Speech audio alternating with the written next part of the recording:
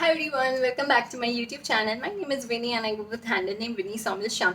So first of all, a very happy Diwali to everyone. I hope you guys had an amazing Diwali at home with your loved ones, and I hope you all had lots of good food and lots of good sweets. So coming to today's video, I have come up with Gujarati's most favorite Diwali farsan or sweet you say Shakar Para. So let me tell you, it was my first attempt trying shakarpara at home and it turned out to be really good. It was perfectly sweet and crispy. So yes, please do check out the video and try it out the recipe at your home. And I hope you guys will like the recipe and my video. So for shakarpara, I have taken 2 cup of maida. Then there is ghee as in required. This is desi ghee. Then in this glass, I have used milk and sugar mixture.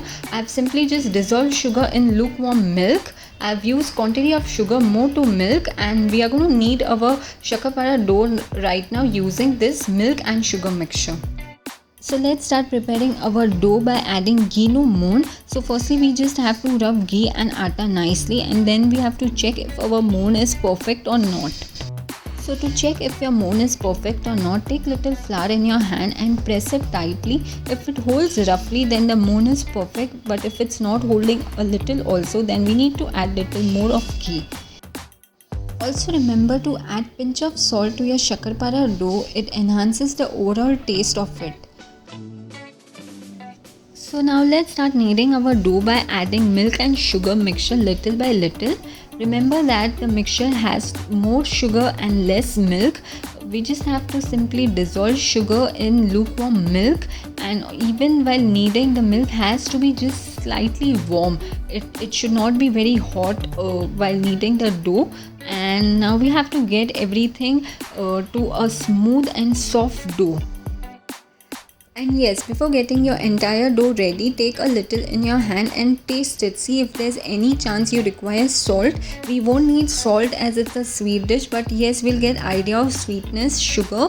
So if you feel that your dough is nicely sweet now, you can stop using the milk and sugar mixture and simply get your dough ready by using water. But if you feel there's space for sweetness, you can keep using the milk and sugar mixture. So I found my dough to be nicely sweet, so lastly I've just used water and got my final dough ready.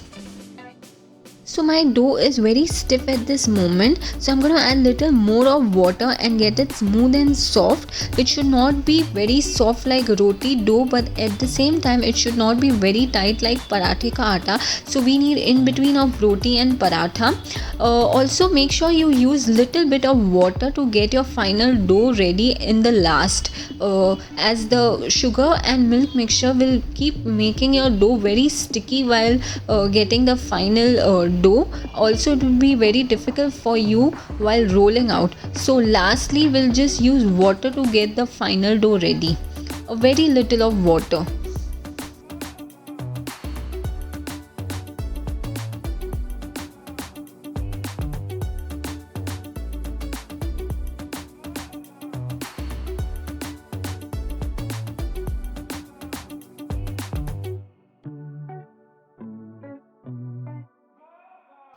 So we have got our shakarpara dough ready. As you can see, it is so nice and soft. And then we just let it rest for 20 minutes or so, and then we again knead it very nicely before we start rolling out our shakarpara.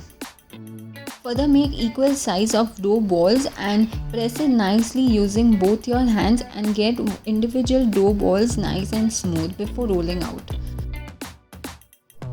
Now just roll it out in your regular style. Just keep it slightly thick as they taste good like that, and then you just have to cut it into diamond shape or whatever you like it.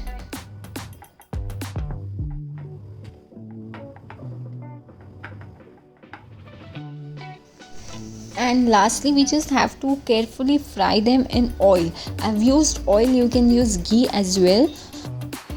I will personally advise you to fry it in oil as it really tastes good when fried in oil, and when fried in ghee it gets too much of ghee while eating it.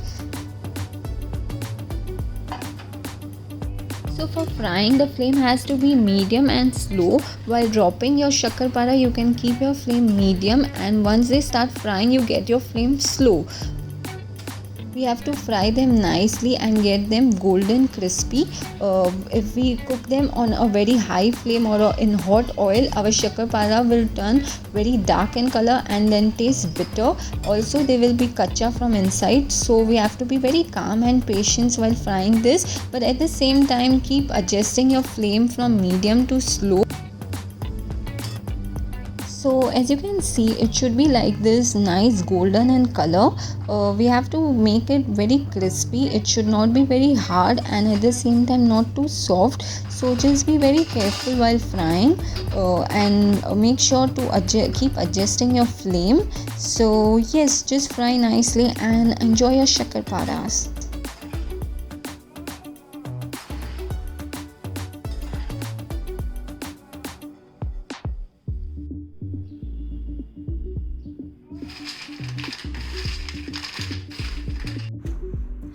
So that's it. I hope you guys enjoyed the video. Please don't forget to like, comment and share this video with your loved ones. And also please do follow me on Instagram and subscribe to my channel here on YouTube. So yeah, that's all. Thank you so much.